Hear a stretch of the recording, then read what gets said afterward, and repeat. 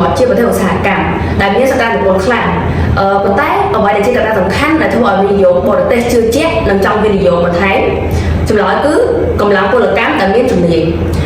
ថ្ងៃនេះយើងនឹងនិយាយពីរបៀបដែលការអភិវឌ្ឍជំនាញធ្វើឲ្យកម្ពុជាទាក់ទាញវិនិយោគទាំងក្នុងនិងក្រៅប្រទេសឲ្យកាន់តែខ្លាំង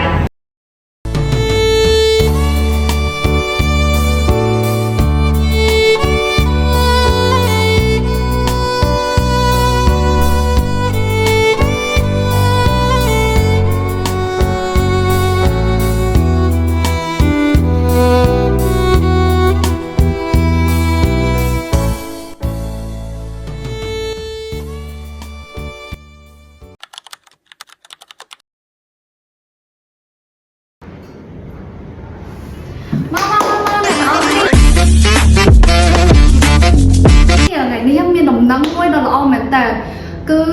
រោងចក្ររបស់យើងគឺមានឱកាសមួយដ៏ធំដែលគេធ្វើកៅអៅនៅរោងចក្រយើងគឺ1000កៅអៅអញ្ចឹងគឺជាពេលមួយដែលរោងចក្ររបស់យើងបង្ហាញសមត្ថភាពហើយអញ្ចឹងអ្នកនរគ្នាកុំភ្លេចខំប្រឹងធ្វើការឲ្យបាន1000កៅអៅនៅក្នុងមួយខែនឹងផងចាបងមេកា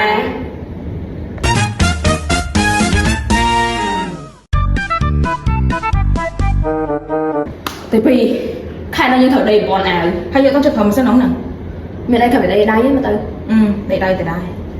ដោយគ្មានជំនាញក្នុងការប្រើប្រាស់ម៉ាស៊ីនដេរលីសានិងទី2ក៏សម្រេចចិត្តដេរកៅអៅដោយដៃអូនជាកម្មករដាក់ចិត្តស្មោះសរបងជានិស្សិតណាយកាត់ឡើងចិត្តនឹងចិត្ត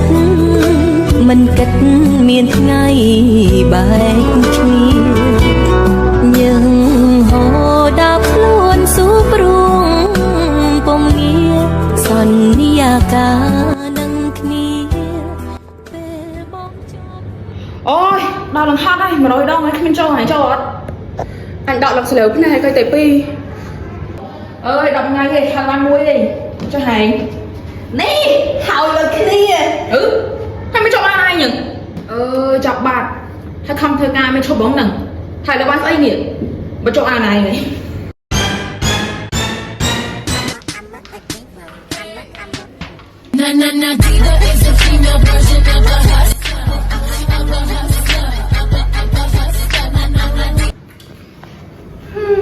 ញុំខំយកលុយរាប់ពាន់រាប់ម៉ឺនដុល្លារមកវិនិយោគនៅក្នុងចាក់ហ្នឹងថៃមិនធ្វើឲ្យខ្ញុំខកចិត្តម៉ែមួយខែថាគេ1000ថៃមិនបានតែកៅអៅពេញហ្នឹង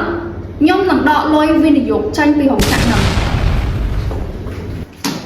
ណែប្រាក់ខែខែហ្នឹង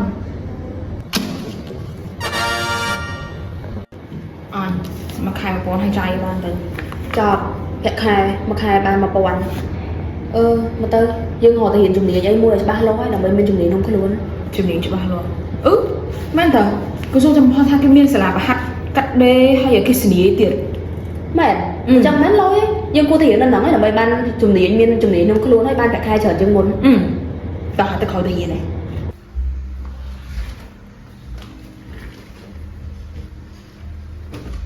អូនថ្ងៃនោះមករៀនពីការដេរម៉ាស៊ីនរបស់យើងណាអញ្ចឹងគឺដំបូងបងត្រូវ turn on កន្លែងកុំតាក់វាហ្នឹងអូនហ្នឹងហើយតែពេលហ្នឹងគឺអូនចាប់ផ្ដើមសេរីជាមួយនឹងចេះអំបោះហ្នឹងហើយរួចបងជន់នៅខាងក្រោមហ្នឹងដើម្បីឲ្យដេរម៉ាស៊ីនហ្នឹងទៅព្រមអូខេដេរអញ្ចឹងណាបងសាក់ម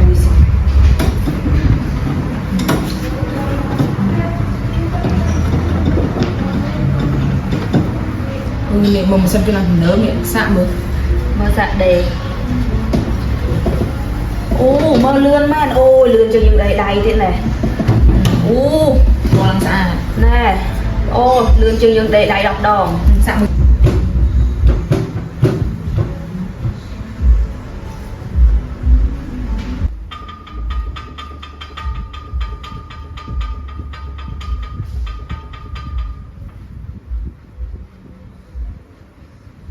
ក្រោយពីបានចូលរៀនវគ្គបណ្ដុះបណ្ដាលជំនាញរយៈពេល3ខែលីសានិងទី2បានរៀនចេះប្រើម៉ាស៊ីនដេរយ៉ាងស្ទាត់ជំនាញនិងបានដេរលឿនជាងមុនទី2សប្តាហ៍ហ្នឹងយើងធ្វើព្រួយបាន300អាទេខែនេះអញធ្វើលើពីគោលដៅ1000អាទៀតឃើញដល់បន្ទាប់ពីរៀនវគ្គបណ្ដុះបណ្ដាលនោះហើយជំនាញយើងកាន់តែច្បាស់ជាងមុនហើយធ្វើបានលឿនជាងមុនទៀត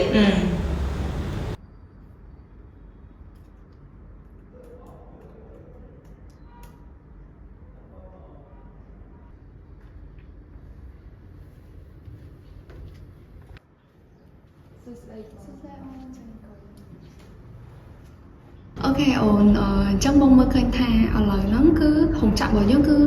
មានការកើនឡើងខ្ពស់នៃការផលិតកៅអៅមែនតើតាំងតែពីមុនគឺអត់ hit target ទេប៉ុន្តែឥឡូវគឺ hit target លើស target ទៀតអញ្ចឹងបងពេញចិត្តការងារអូនមែនតើអញ្ចឹងសង្ឃឹមថាអូននឹងប្រឹងប្រែងធ្វើការនេះឲ្យហិតតែល្អជាងឥឡូវទៀត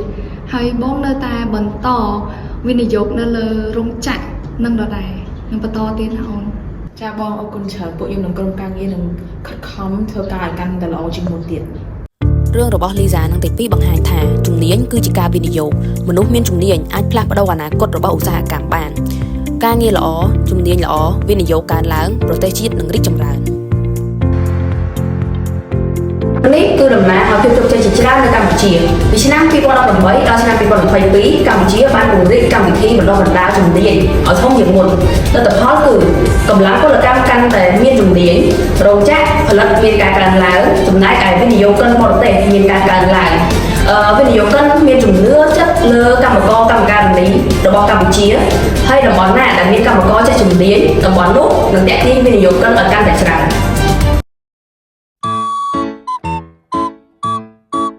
ơi đọc ngay đi hai ba muối đi cho hàng nè hậu là cái đi hai mươi cho ba ai nhỉ từ pi đây một con ai khai nâng hay mình giấy chơi gì sao cha vô bị cầm chuột